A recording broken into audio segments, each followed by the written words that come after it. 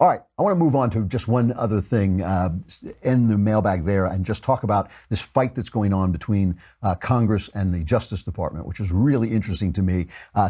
People in Congress are drafting articles of impeachment against Rod Rosenstein, saying he's stonewalling on giving documents, subpoenaed documents to Congress. They especially want documents about the investigation to Hillary's email. And so here's Congressman Matt Gaetz describing what they're looking for and why Rod Rosenstein shouldn't be standing opposing them.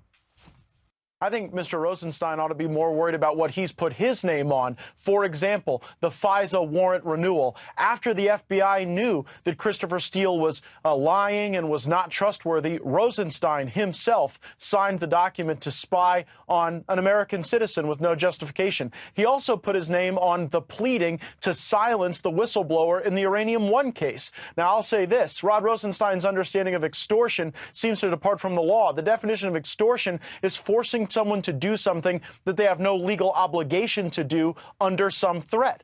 Rod Rosenstein has an obligation to follow the law. That's all we want him to do. And what's most telling about his viewpoint are his most recent comments to the New York Times, where he said he doesn't believe that the Congress has a constitutional authority to conduct oversight. I think that means he's not reading Article 1 correctly, particularly our power to appropriate funds, and then, of course, ensure that those funds are used in accordance with the law. Here, the FBI and Department of Justice departed from the law. They did so because they were out to get Donald Trump, and now they want to evade oversight, and it's something we're not going to let them do. So now the left is saying that the reason they're doing this and coming after Rosenstein is because they're running interference for Trump. And so that's their argument. And Rosenstein, the thing that Gaetz was referring to, he was giving a speech for Law Day at the Newseum, the Museum of News in Washington. And he said this, he was laughing at their articles of impeachment because it's just a draft that leaked to the press. Here's what he said. We have people who are accountable. And so I just don't have anything to say about documents like that, that nobody has the courage to put their name on and that they leak in that way. But I can tell you, there have been people who have been making threats privately and publicly against me for quite some time. And I think they should understand by now the Department of Justice is not going to be extorted. We're going to do what's required by the rule of law, and any kind of threats that anybody makes are not going to affect the way we do our job. We have a responsibility, and we take an oath. That's the whole point.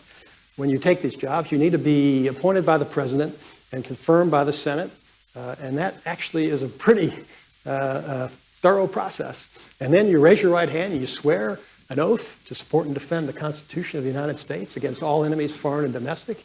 You promise to bear true faith and allegiance to the same, and you take this obligation freely without any mental reservation or purpose of evasion, so help me God, and that's your responsibility. Now, I'm not going to take a side on this yet because I think that Rosenstein, I haven't got a read on Rosenstein. He's a very hard guy to take a read on. There's a lot of things that they've said against him, a lot of things are said for him. But, so far, I do not want to see the Justice Department compromised, and I don't want to see Congress compromised either. However, I will say this talk about the rule of law is very high, but when you have James Comey going around selling his book and talking about the rule of law after he leaked memos that were almost certainly the property of the government and certainly classified information, he was asked the other day what would have happened if Hillary had won. And I just want you to listen to the pomposity with which this guy goes to the rule of law and his imaginary world of Hillary Clinton. Listen to this. What would your life be like if she'd won?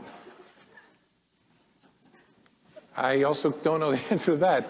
I think I would still be the FBI director.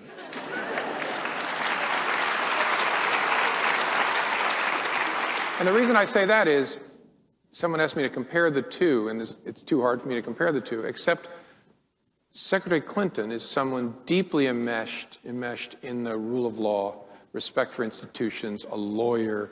And so given that background, I'm reasonably confident that even though she was unhappy with decisions the FBI had made, she would not fire the FBI director as a result. Hillary Clinton was deeply immersed in the rule of law. Here, in case you've forgotten, it is Trey Gowdy cross-questioning James Comey about Hillary Clinton's statements to the FBI. Secretary Clinton said there was nothing marked classified on her emails, either sent or received. Was that true? That's not true. There were a small number of portion markings on, I think, 3 of the documents. Secretary Clinton said, I did not Three. email any classified material to anyone on my email. There is no classified material. Was that true? There was classified material emailed. Secretary Clinton said she used just one device. Was that true? She used multiple devices during the 4 years of her term as Secretary of State. Secretary Clinton said all work-related emails were returned to the State Department. Was that true? No, we found work-related emails, thousands, that were not returned. So I am all for Rod Rosenstein and the Justice Department, the rule of law, but it doesn't really sound like their idea of the rule of law is the same as the rule of law. That's all I'll say about this for now. All right.